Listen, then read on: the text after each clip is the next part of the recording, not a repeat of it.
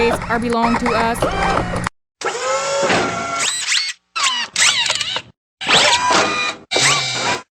Hello, Tech Geeks. You are watching Intuned Online TV.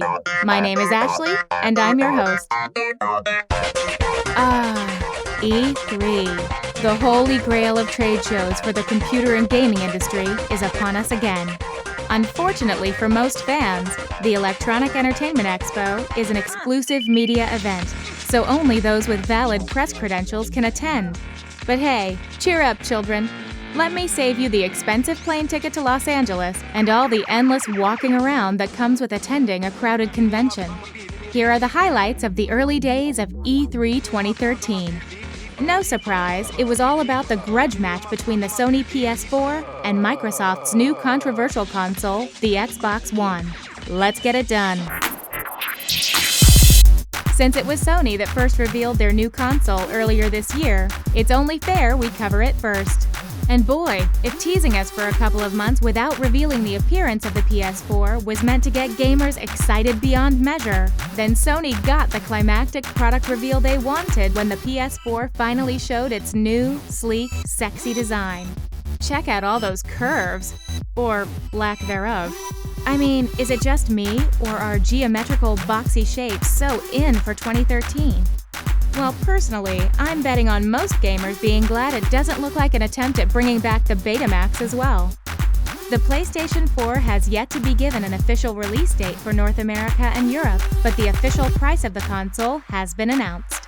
Sony has made a statement that these figures are indeed accurate, but may be subject to changes depending on available discounts and/or optional hardware upgrades. In North America, the PS4 will be sold at $399 US, 399 euros for most of Europe, 349 in British pounds for the UK release, and finally, 549 Australian dollars in Down Under. As if it weren't already well ahead in popularity votes, Sony decided to take a jab at Microsoft's gaping wound with regards to excessive DRM enforcement over pre-owned games by demonstrating in a video how easy it would be for one player to share a PS4 game with a friend. Just like that. While most online gaming communities seem to be rejoicing over Sony's seemingly chivalric move to defend everyone's right to sell used games, there is one particular policy change that PS4 would-be owners will need to be aware of. Sony, after all these years of offering the PlayStation Network for free, will now be charging a fee of $5 per month in order for games to run online multiplayer features. This doesn't mean you need to be subscribed to play games, just any online option that requires you to log in to the PlayStation Plus network. I don't know, is it really that bad? Forgive me, but I'm still thinking about how genuinely impressive a simple gesture of sharing one's purchased possession has become in the face of a giant corporation's attempt at distorting common sense. Anyway, there are rumors going around the internet about Microsoft playing dirty at E3 by paying off several publishers not to show their games as available, even though they are on the PS4. There is no real evidence to support it, apart from, of course, the fact that there were a lot fewer games being shown at E3 for the PlayStation 4 compared to the Xbox One. But honestly, it's nothing to be worried about. Most AAA titles are going to be released in cross-platforms, which would most definitely include the PS4. However, for those of you who are dead set on buying it later this year, there were a few well-sought-out upcoming games announced exclusive for the new PlayStation, such as Square Enix and Walt Disney's collaborative development of Kingdom Hearts 3. Oh boy. That is sure to bring up old memories of staying up late during school days. Another Square Enix blast from the past is the return of the ever-popular characters of Final Fantasy XIII in yet another spin-off sequel. Killzone Shadowfall is a highly anticipated sequel to a long-running classic hit of the PS3, as well as Infamous: The Second Son, both to come out exclusively for the PS4. Last but not least is a new cinematic zombie-themed survival horror game, Dying Light. Seriously, you do realize the real reason why zombies refuse to die is because gamers may not want them to. Be honest, which would excite you more? The fun to be had shooting zombies with a shotgun, or the thought of being eaten by them? With that disastrous product presentation of the Xbox One last month, Microsoft saw E3 as the perfect opportunity for damage control. The question is, were their efforts at the trade show enough to catch up to the PlayStation 4?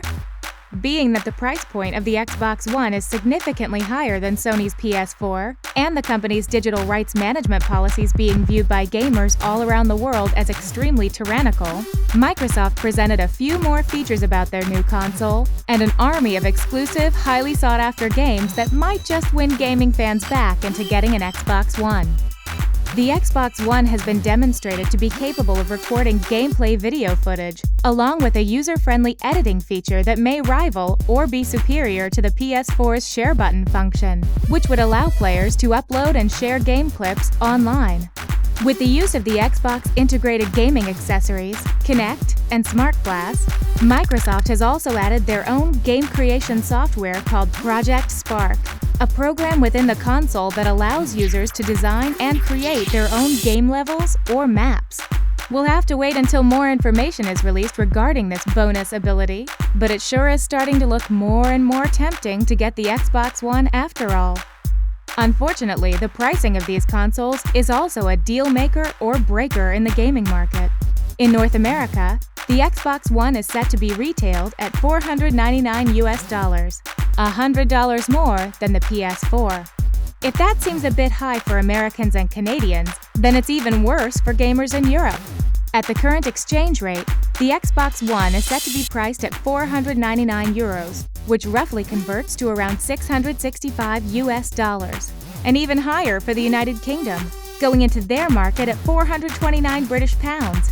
That's $672 and change.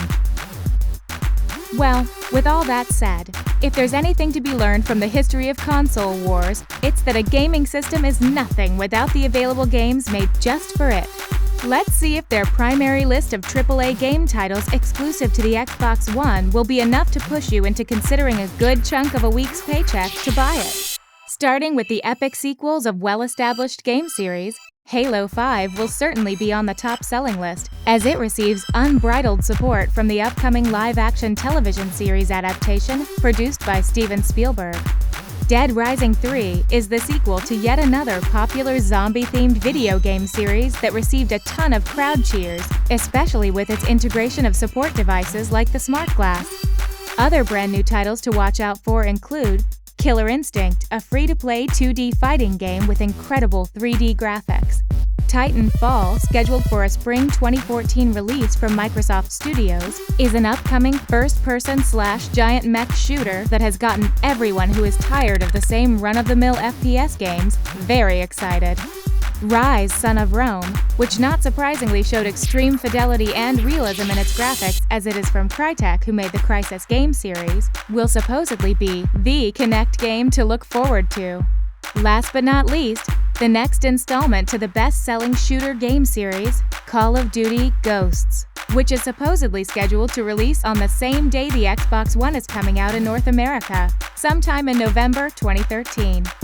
Now, whether gamers worldwide are able to see past Microsoft's controversial DRM practices through the marketing of hardware superiority and the monopolizing of exclusive game releases, one thing is for sure.